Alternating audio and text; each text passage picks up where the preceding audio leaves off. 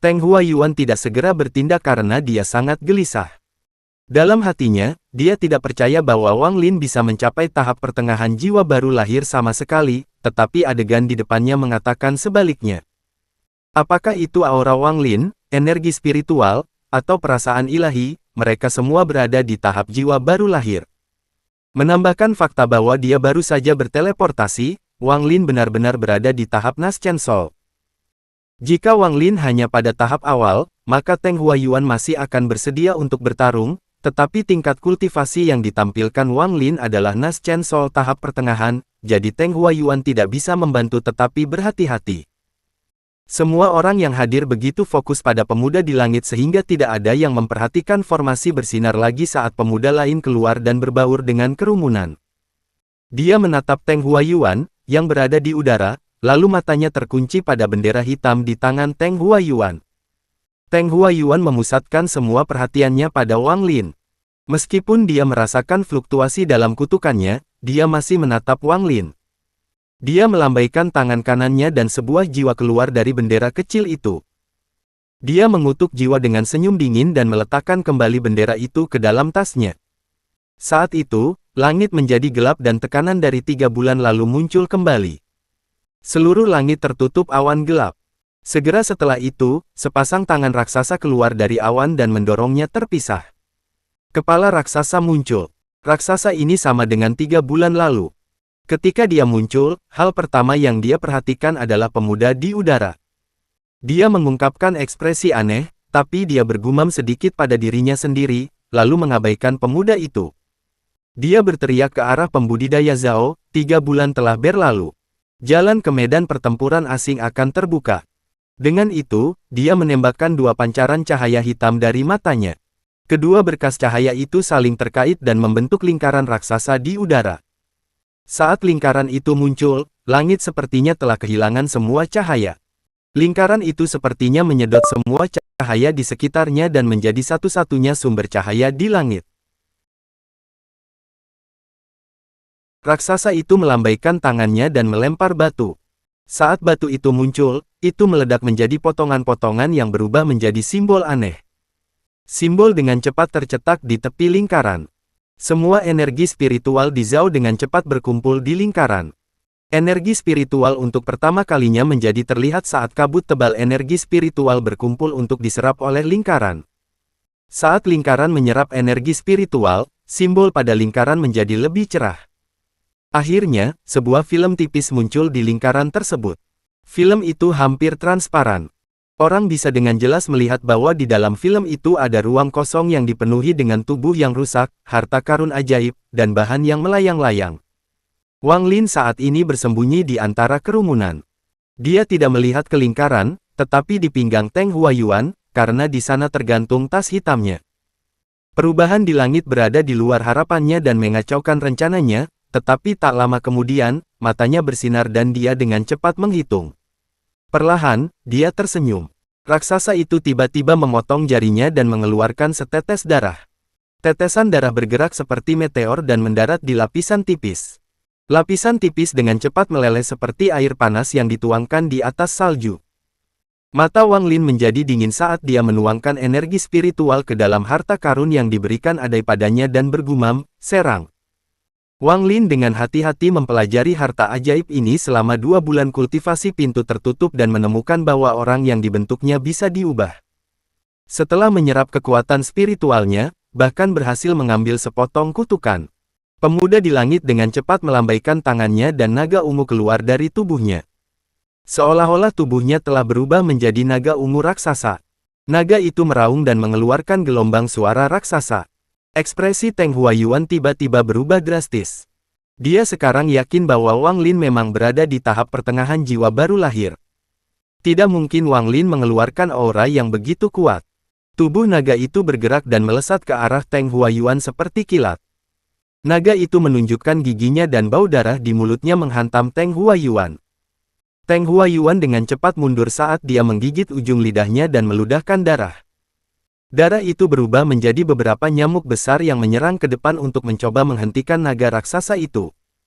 Setelah itu, Teng Huayuan dengan cepat menamparkan tas pegangannya dan mengeluarkan bendera sepanjang 7 kaki.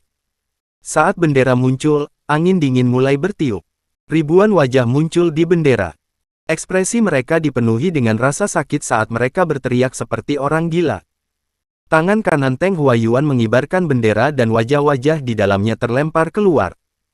Satu demi satu, kepala tanpa tubuh menyerbu ke arah naga raksasa, mata mereka dipenuhi dengan permohonan kematian. Lin Yi menggosok dagunya saat dia melihat bendera dan menggelengkan kepalanya. Bendera jiwa ini tidak cukup. Dengan hanya 30.000 jiwa, itu bahkan belum mencapai tingkat penyelesaian pertama. Punan Zi mendengarnya dan mengangguk. Apa yang Tuan Utusan katakan itu benar. Dulu ketika saya berada di medan pertempuran asing, saya melihat bendera jiwa dengan lebih dari 1 juta jiwa. Kekuatannya memang menakutkan. Lin Yi terkekeh dan menggelengkan kepalanya. Itu hanya bendera jiwa yang sebagian lengkap dari negara budidaya peringkat 4. Sekte pemurnian jiwa di negara peringkat 5 Pilu memiliki bendera jiwa sebagai harta sekte mereka. Dikatakan bahwa jumlah jiwa di dalam bendera itu melebihi 1 miliar dan dikumpulkan selama ribuan tahun dalam sejarah sekte itu. Teng Huayuan mengibarkan bendera jiwa dan 30.000 jiwa terbang menuju naga raksasa. Dalam sekejap mata, jiwa-jiwa mengelilingi naga dan memasukinya, tetapi kemudian sesuatu yang aneh terjadi. Jiwa-jiwa itu tidak menemui perlawanan apapun saat mereka pergi ke naga itu. Seolah-olah naga itu tidak ada. Jiwa-jiwa masuk di satu sisi dan keluar melalui sisi lainnya. 30.000 jiwa keluar masuk naga seolah-olah mereka sedang mengadakan pesta. Teng Huayuan tercengang saat naga itu melewati jiwa dan menyerbu ke arahnya. Ekspresi Teng Huayuan menjadi sangat tidak tenang. Namun, dia tidak punya waktu untuk berpikir dan segera mundur. Dia melemparkan beberapa harta sihir pertahanan untuk menghentikan naga itu, tetapi tidak peduli harta sihir apa yang dilakukan, mereka tidak bisa menghentikan naga itu. Naga itu melewati mereka seolah-olah mereka tidak ada di sana, meraung, dan menelan Teng Huayuan. Ekspresi Lin Yi aneh. Dia memandang raksasa, yang sedang menikmati pertunjukan, dan menemukan bahwa ekspresi raksasa itu juga aneh. Keduanya saling memandang dan kemudian raksasa itu tertawa dan memandang naga itu dengan ekspresi main-main. Teng Huayuan hanya merasakan angin sepoi-sepoi saat naga itu melahapnya. Naga itu terlihat sangat ganas, tapi saat itu menyentuhnya, naga itu menghilang tanpa jejak. Sudah lama sejak Teng Huayuan merasakan keringat dingin, tetapi pada saat itu, punggungnya berlumuran keringat.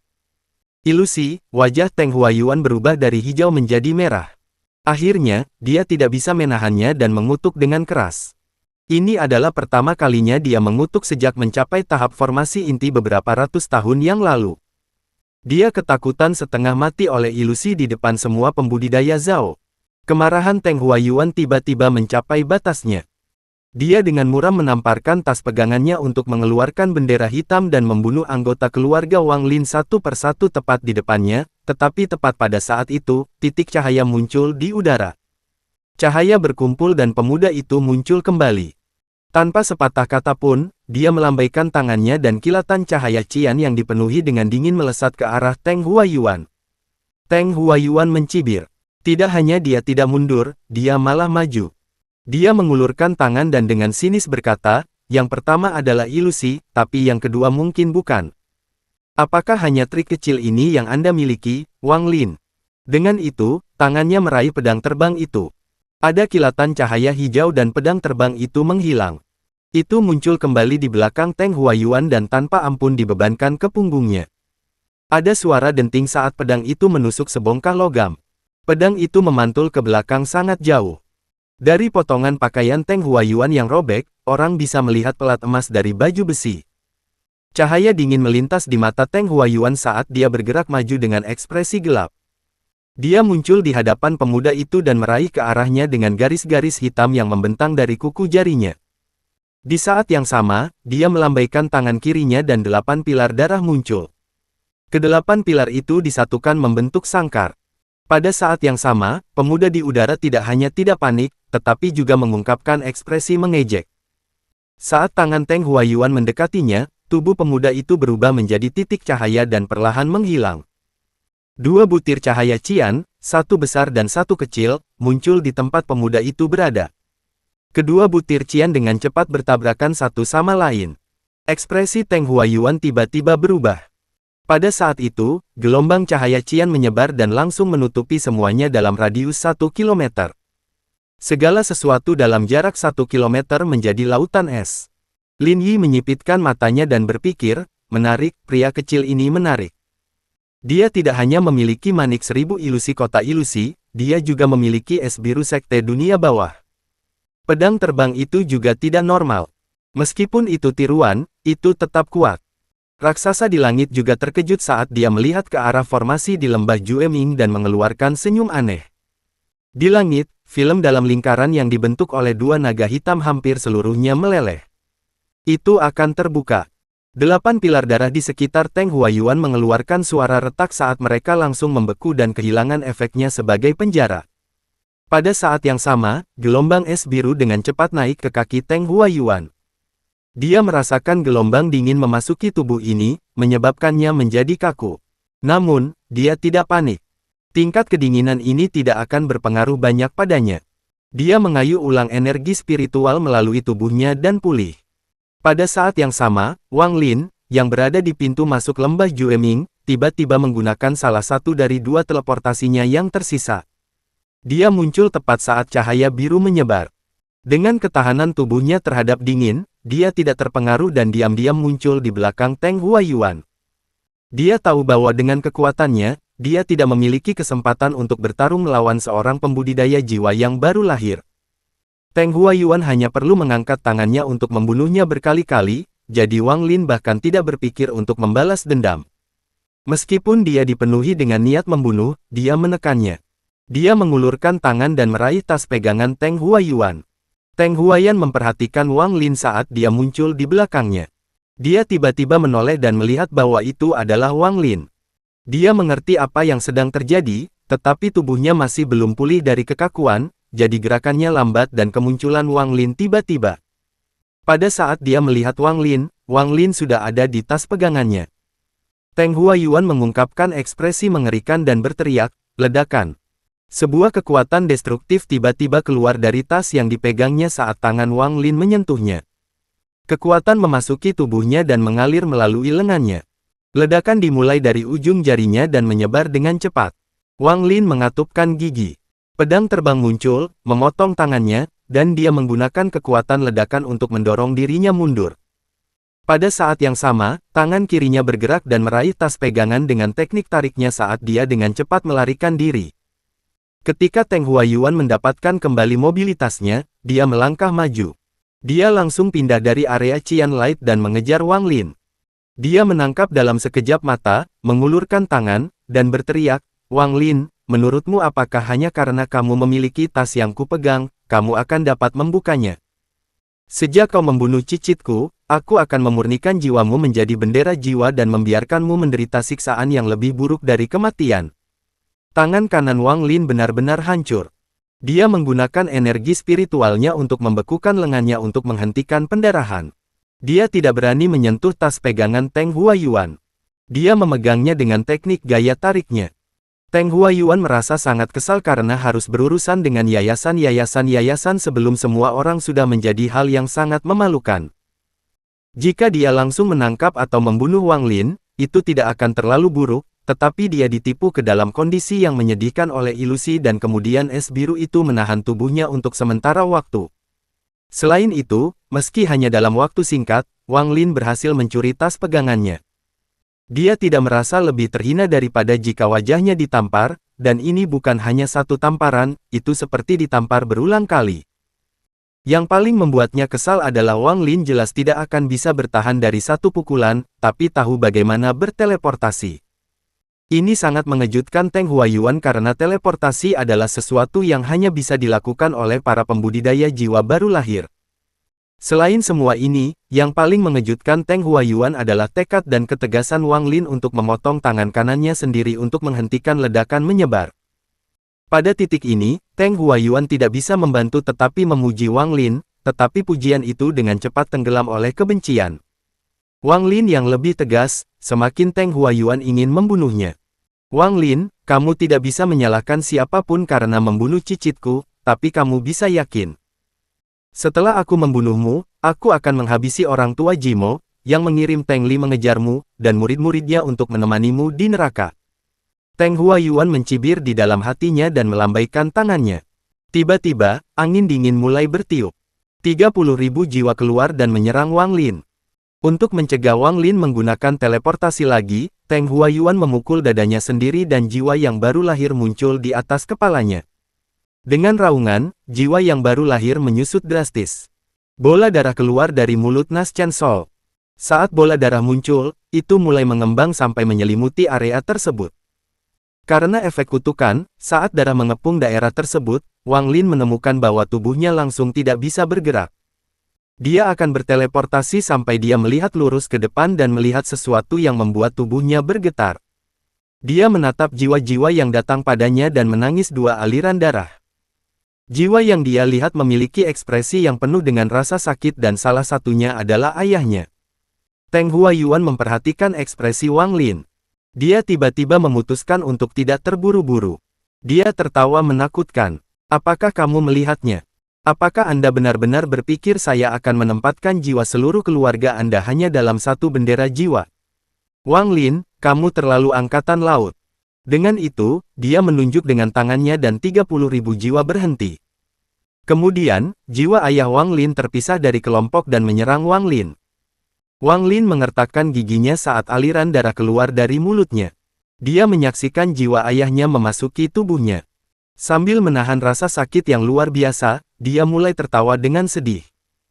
Tawanya menjadi semakin keras saat dia batuk beberapa suap darah. Dia mengangkat kepalanya dan berteriak, jadi ini adalah dunia kultivasi. Baik, baik. Dia membanting dahinya dan meludahkan energi spiritual Yin. Dia dengan hati-hati membungkusnya di sekitar jiwa ayahnya dengan cara yang tidak akan membekukannya. Teng Huayuan memperhatikan Wang Lin dan tiba-tiba merasakan hawa dingin di hatinya, tetapi tidak lama kemudian, dia merasa agak lucu bahwa dia akan takut pada seorang pembudidaya yayasan. Namun, dia tidak bisa menghentikan rasa dingin di hatinya yang semakin kuat. Dia melambaikan tangannya lagi dan jiwa lain keluar dari kelompok 30.000 jiwa. Kali ini, Ibu Wang Lin. Tubuh Wang Lin bergetar saat dia melepaskan tas pegangan yang dia pegang dengan teknik gaya tariknya.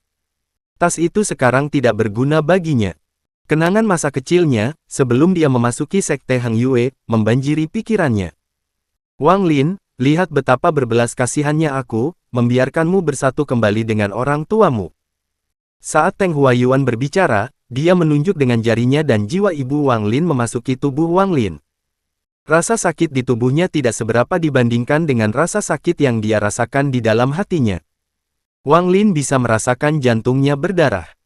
Dia dengan dingin menatap Teng Huayuan saat dia sekali lagi menggunakan energi spiritual Yin untuk membekukan dan menjaga jiwa ibunya. Teng Huayuan tersenyum menakutkan dan berkata, "Oke, biarkan game ini berakhir. Saya tahu Anda ingin menggunakan terowongan ke medan pertempuran asing untuk melarikan diri. Kamu bisa menyerah pada ide itu." Dengan itu, dia mengulurkan tangan dan tas pegangan Wang Lin terbang ke tangan Teng Huayuan. Dia menghancurkan tas pegangan, menghancurkan semua yang ada di dalamnya bersama dengan tokennya. Pada saat yang sama, 30.000 jiwa dibebankan ke Wang Lin dan mulai melahap daging dan energi spiritualnya. Wajah manusia yang tak terhitung jumlahnya muncul di bawah kulitnya. Bahkan ada yang menyerang jiwa orang tua Wang Lin, yang dikelilingi oleh es Wang Lin, tetapi Wang Lin menggunakan tubuhnya untuk melindungi mereka. Tak lama setelah itu, tangan kiri Wang Lin dimakan dengan kecepatan yang terlihat di hadapannya. Setelah itu adalah kedua kakinya. Sepanjang waktu ini, Wang Lin tidak mengeluarkan suara saat dia menatap dingin ke Teng Huayuan. Hal ini menyebabkan rasa dingin di hati Teng Huayuan menjadi semakin kuat. Raksasa di langit menatap Wang Lin dan dengan bersemangat berpikir, aura permusuhan. Ini aura permusuhan. Saat 30.000 jiwa mengamuk melalui dirinya, tubuhnya perlahan menghilang. Teng Huayuan mengungkapkan ekspresi serius saat dia bergumam pada dirinya sendiri, "Li Er, kakek buyutmu membalas dendam untukmu. Awas, ini belum berakhir. Setelah tubuhnya hancur, aku akan mengambil jiwanya." Wang Lin tertawa sedih. Dia tidak bisa merasakan sakit di tubuhnya. Dia mengambil kesempatan itu selagi dia masih bisa bernafas untuk menggunakan teknik ketertarikannya untuk membungkus es yang berisi jiwa orang tuanya dan memindahkan mereka ke dadanya. Ini adalah satu-satunya hal yang bisa dia lakukan. Bahkan jika dia mati, dia ingin mati bersama orang tuanya. Dia tidak menyesal keluar dari lembah Jueming. Dia tahu bahwa jika dia bersembunyi, dia hanya akan bisa melarikan diri untuk sementara, tetapi bahkan jika ada secercah harapan, dia tidak akan menyerah.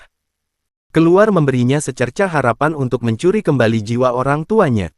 Jika dia tetap di dalam, dia bahkan tidak akan memiliki sepotong kecil itu. Tubuhnya terkunci di dalam penjara darah ini. Dia sudah mencoba untuk berteleportasi, tetapi ternyata dia tidak bisa. Saat ini, hanya ada kebencian di hati Wang Lin. Ayah, ibu, Taizu tidak berbakti. Jika ada kehidupan lain setelah ini, kuharap aku bukan anakmu karena aku tidak layak, tanpaku, kalian tidak akan menderita. Wang Lin menangis darah sambil menutup matanya. Saat itu, suara kuno datang dari dada Wang Lin. Tak lama kemudian, tubuh Wang Lin meledak. 30.000 jiwa melarikan diri dari tubuh Wang Lin dengan panik saat seberkas cahaya menangkap jiwa orang tua Wang Lin, menerobos penjara darah, dan memasuki medan pertempuran asing. Film yang lebih dari 80 hingga 90% meleleh tiba-tiba runtuh di bawah dampak sinar cahaya. Ekspresi raksasa dan Lin Yi tiba-tiba berubah ketika mereka melihat sinar cahaya itu. Lin Yi berteriak, ini, saat dia mulai, dia segera menutup mulutnya dan melompat ke medan pertempuran asing. Namun, saat dia menyentuh lingkaran yang dibentuk oleh dua naga hitam itu, dia terpental kembali. Raksasa itu menunjukkan ekspresi keserakahan dan tertawa. Bagus. Penghargaan untuk ini akan menjadi milikku. Panen hari ini lumayan bagus. Pertama, saya melihat aura permusuhan dan kemudian saya melihat maniknya. Lin Yi, jika kamu berani bertarung denganku, aku akan membunuhmu. Dengan itu, raksasa itu keluar dari awan. Tubuhnya lebih dari 100 kaki tingginya. Itu mengeluarkan aura yang menekan orang. Suara retakan datang dari tubuhnya saat dia menyusut ke ukuran orang normal. Ada tanda palu di dahinya. Lin Yi berteriak, "Cih, maksud kamu apa?" Raksasa itu menatap Lin Yi dan berjalan ke dalam lingkaran. Setelah masuk, dia melambaikan tangannya dan lingkaran itu berubah kembali menjadi dua naga. Portal menghilang tanpa jejak. Langit langsung menyala kembali dan awan menghilang. Ekspresi Lin Yi sangat jelek saat dia dengan dingin menatap Teng Huayuan yang masih tercengang. Dia tertawa dingin dan kemudian menghilang ke cakrawala. Setiap pembudidaya di luar lembah Jueming ingat pemuda yang berani bertarung dengan pembudidaya jiwa baru lahir. Kultivator pendirian yayasan bernama Wang Lin terukir di hati semua orang. Hak Zhao untuk memasuki medan pertempuran asing dengan kejam dicabut.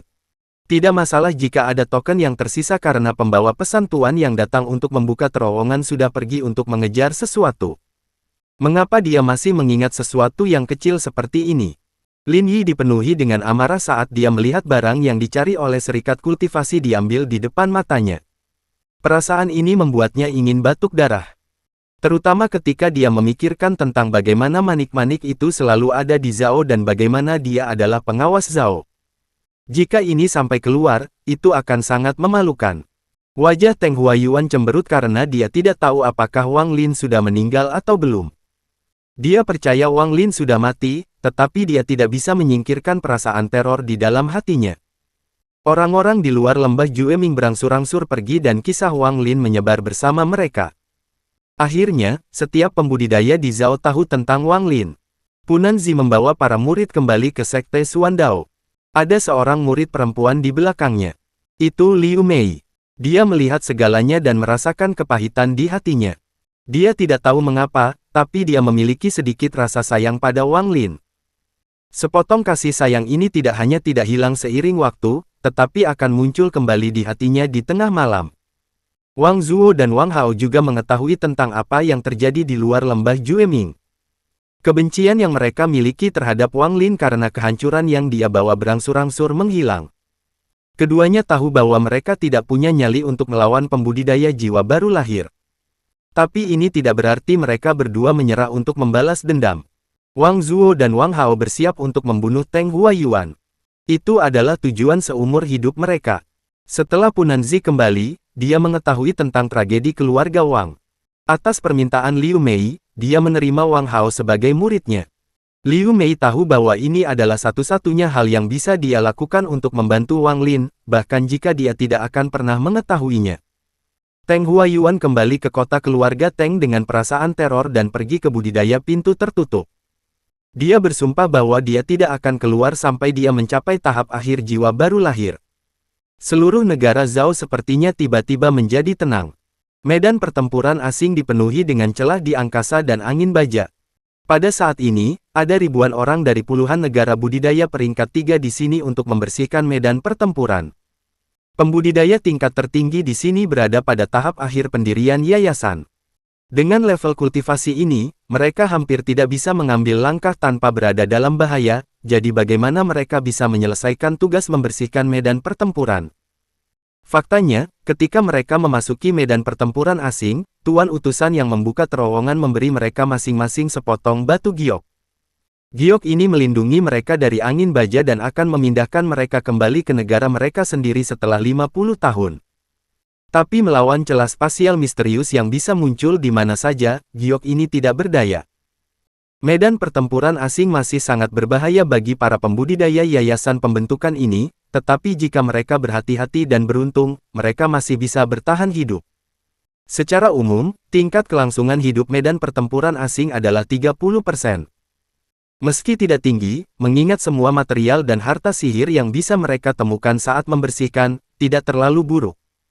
Bagaimanapun, kultivasi adalah hal yang menantang surga, jadi semakin tinggi risikonya, semakin baik hadiahnya. Dan siapapun yang kembali dengan selamat dari medan pertempuran asing akan memiliki status yang lebih tinggi dalam sekte tersebut. Tingkat kultivasi mereka juga akan lebih tinggi karena berkultivasi di medan pertempuran asing jauh lebih cepat daripada di sekte mereka. Bagaimanapun, medan pertempuran asing memiliki energi spiritual yang sangat padat. Bahaya terus-menerus selama bertahun-tahun memaksa tingkat kultivasi mereka meningkat pesat. Pada dasarnya setiap pembersihan selesai akan ada orang yang berhasil membentuk intinya. Inilah mengapa begitu banyak penggarap pendirian yayasan mempertaruhkan nyawa untuk datang ke sini. Pada saat ini, di medan pertempuran asing, di sudut timur laut 67, ada seorang pemuda berpakaian putih menggali tubuh dengan pisau. Jika seseorang melihat lebih dekat, orang ini sedang memotong celah pelindung tubuh di tubuh. Dia jelas ingin mendapatkan pelindung tubuh. Pelindung tubuh sudah rusak berat dan tertutup bekas luka bakar. Bagian dada dari armor telah hancur total, menampakkan luka seukuran kepalan tangan. Selain itu, di tubuh raksasa itu, ada gambar palu yang sangat samar. Jika seseorang tidak melihat lebih dekat, mereka tidak akan melihatnya sama sekali. Nama pemuda ini adalah Mai Liang. Dia adalah seorang kultivator kuil dewa perang di negara Hoven. Dia sudah berada di medan pertempuran asing selama lebih dari 30 tahun, jadi dia sangat berpengalaman. Perlu ada sedikit penjelasan di sini. Di medan pertempuran asing, seseorang tidak menua, tetapi ketika mereka pergi, mereka akan dengan cepat menua tahun-tahun mereka di dalam. Saat dia menggali, ekspresinya tiba-tiba berubah dan dia segera berbaring. Saat itu, seberkas cahaya hitam melesat dan melewatinya. Pemuda itu tertegun. Dia berpikir bahwa dia telah melihat manik dalam sinar cahaya hitam, jadi dia menyerah pada baju besi itu dan mengejar cahaya itu.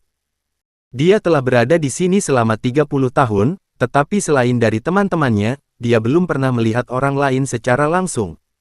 Namun, dia telah melihat beberapa harta ajaib yang bisa terbang dengan sendirinya. Meskipun tidak ada yang berhasil mendapatkannya, Mai Liang telah mendengar tentang mereka. Harta karun ajaib ini dengan kesadaran mereka sendiri sangat kuat. Mai Liang menggunakan kecepatan tercepatnya untuk mengejar manik-manik itu. Semakin dia dikejar, dia semakin bersemangat, terutama karena daerah ini agak terpencil. Dalam setahun terakhir dia berada di sini, dia belum bertemu dengan rekan lain. Berpikir tentang itu, jantungnya mulai berdetak lebih cepat dan dia diam-diam berpikir, keberuntungan saya akhirnya tiba. Jika saya bisa mendapatkan harta karun itu dan kembali ke sekte, maka saudari magang junior akan mengagumi saya. Kemudian, saya akan memberikan harta ini kepada kepala sekte dan meminta dia menjadikan adik magang junior membentuk pasangan kultivasi dengan saya. Bukankah itu luar biasa? Mai Liang menggunakan setiap ons kekuatannya untuk mengejar manik-manik dengan fantasi itu di benaknya. Tapi manik itu terlalu jauh. Mei Liang tidak mengejar terlalu jauh sebelum jaraknya bertambah. Mei Liang mengatupkan giginya dan mengeluarkan sesuatu dari tasnya. Item ini adalah pesawat ulang-alik. Warnanya merah dan melepaskan panas. Ini adalah panen terbesar yang dia miliki saat membersihkan medan pertempuran asing. Dia biasanya tidak berani mengeluarkannya karena dia takut itu akan dicuri. Namun, sekarang, harta karun itu akan segera hilang. Dia tidak mau repot-repot merahasiakannya, jadi dia mengeluarkan kok dan melemparkannya ke depan. Pesawat ulang-alik itu langsung tumbuh beberapa kali lipat dari ukuran normalnya dan dengan dengungan, maju ke depan dengan kecepatan yang sangat cepat. Mei Liang menempel pada kok sejak itu tumbuh. Dia hanya bisa merasakan angin menghantam tubuhnya seperti pukulan. Butuh waktu lama sebelum dia akhirnya bisa membuka matanya dan melihat bahwa dia sudah menutup cukup jarak antara dia dan manik itu. Dipenuhi dengan kegembiraan, Mei Liang berpegangan pada kok dan mengejar manik-manik itu. Waktu berlalu dengan cepat.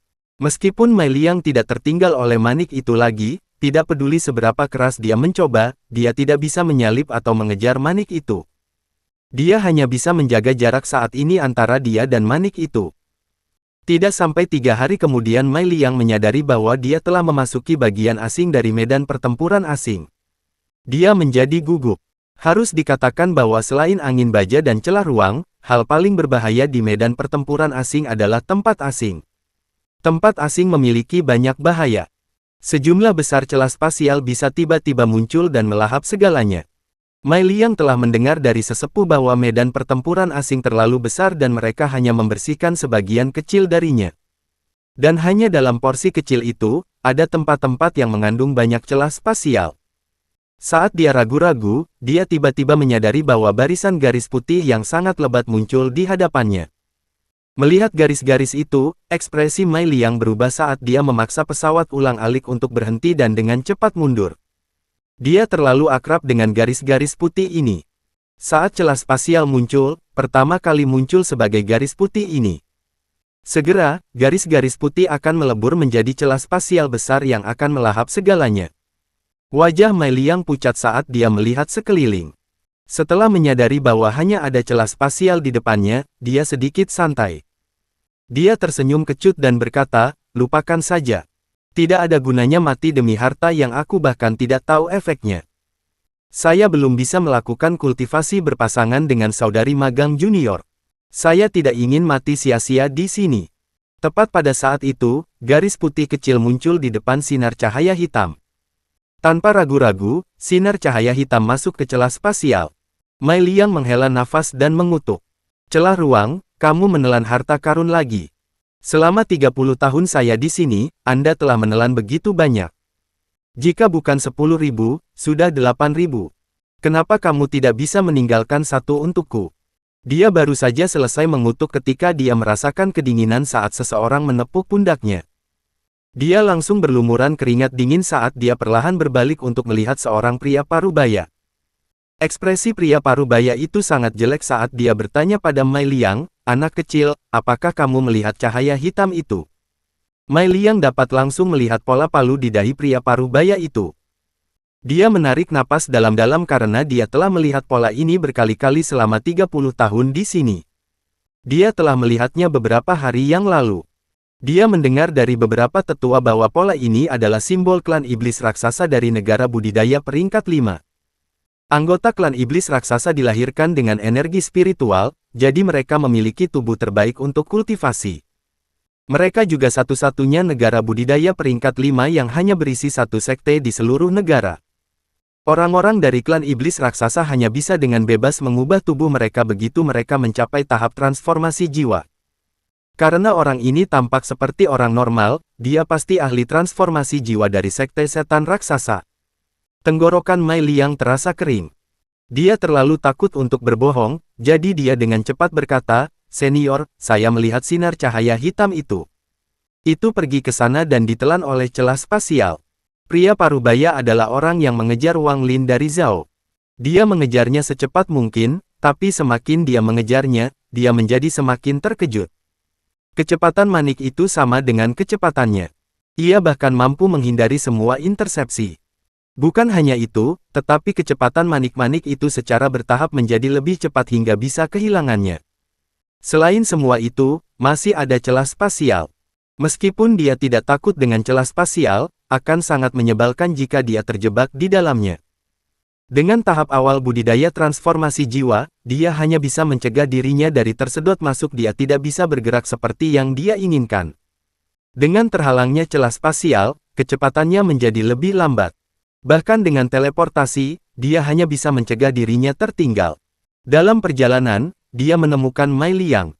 Dia terkejut menemukan bahwa Mei Liang dapat melakukan perjalanan lebih cepat darinya berkat pesawat ulang-alik itu. Setelah mendengar cerita Mei Liang, wajahnya cemberut dan dia sangat marah.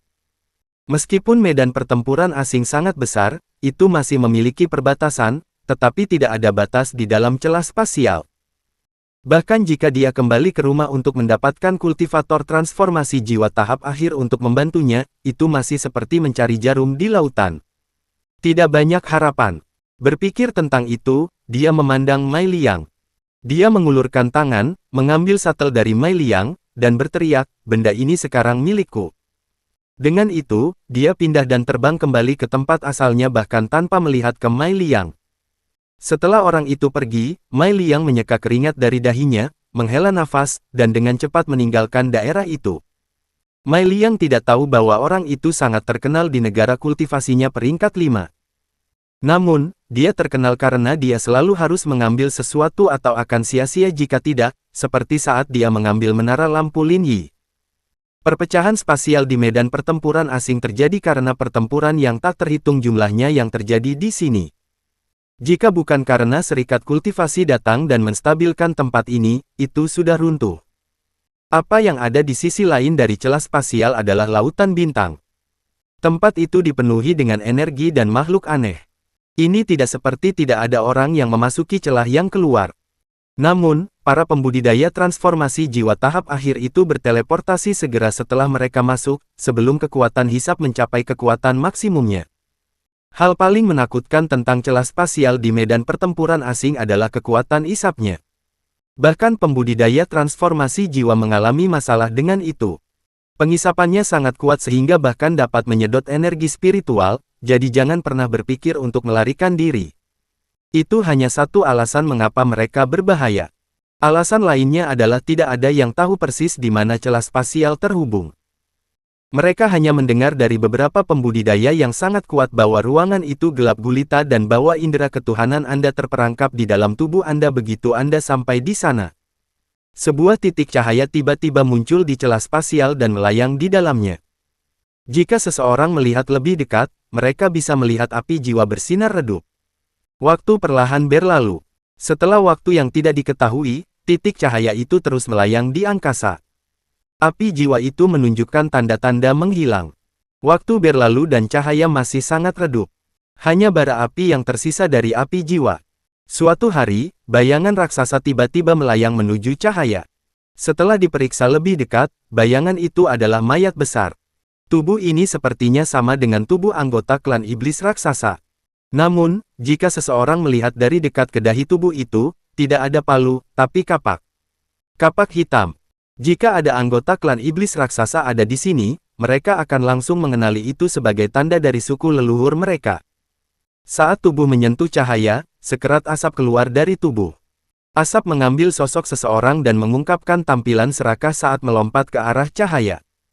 Ini adalah jenis makhluk khusus yang hidup di dalam medan pertempuran asing. Itu melahap segalanya, apakah itu tubuh, harta sihir, atau jiwa. Ia melompat ke arah tubuh, tetapi ia menjerit dan mencoba melarikan diri. Namun, cahaya itu langsung menyerap makhluk itu, hanya menyisakan tubuhnya. Setelah menyerap makhluk itu, cahayanya menjadi lebih terang dan api jiwa di dalamnya menjadi lebih kuat. Saat itu, Wang Lin bangun. Lebih tepatnya, jiwanya terbangun. Ketika dia bangun, dia tidak memiliki kesadaran karena dia hanya bola api jiwa. Perasaan yang sangat dingin datang dari dalam jiwanya. Ada api yang sangat besar di samping jiwanya.